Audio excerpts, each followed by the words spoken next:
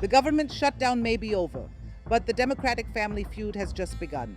8 Senate Democrats and 1 independent broke ranks Sunday night to end the longest government shutdown in U.S. history, and that single vote has set off a civil war inside the party.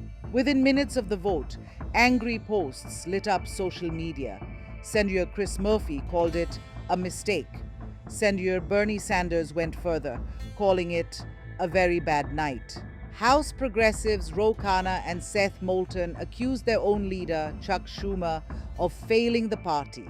Tonight, 8 Democrats voted with the Republicans to allow them to go forward on this continuing resolution. And to my mind, this was a very, very bad vote.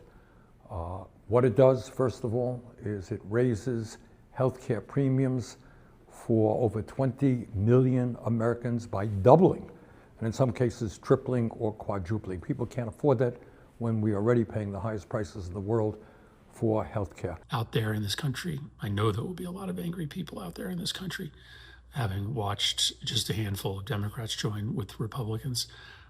And we still have fights ahead where we've got to be able to unite as Democrats. This won't be the only consequential moment between now and next November. But there's no way to defend this. The anger stems from the stopgap funding bill that reopens government offices, but leaves out an extension of Affordable Care Act subsidies that expire at year end. Progressives say the deal trades away health care relief for political convenience.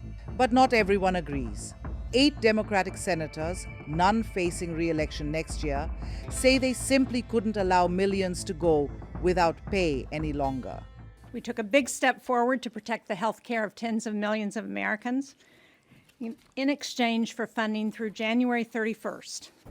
This agreement will give Democrats control of the Senate floor for a vote on one of our top legislative priorities, extending the Affordable Care Act premium tax credits.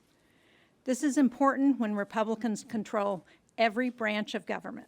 Again, I would say, right, as of this morning, there was a 0 chance of having a work on the ACA. Now there's a measurable chance. Will it be everything that everybody wanted? No, because we need 60 votes. And so there's going to be a negotiation.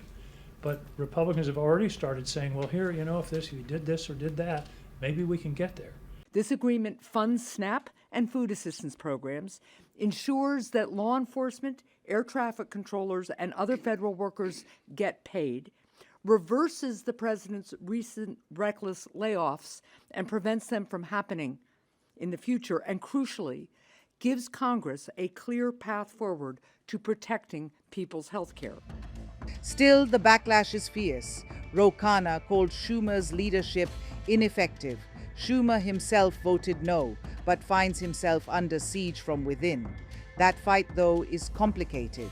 The deal includes only a promise, not a guarantee, of a future Senate vote on ACA credits. Meanwhile, the House prepares to take up the same bill this week. Democratic leaders there oppose it, but moderates from swing districts may break ranks too. For now, millions of furloughed workers are breathing easier, while Democratic unity is in tatters. A victorious President Trump, meanwhile, pledged a $2,000 tariff dividend to Americans, a direct rebate from revenues generated by his administration's sweeping tariff policies, even as he denied they had raised the cost of living.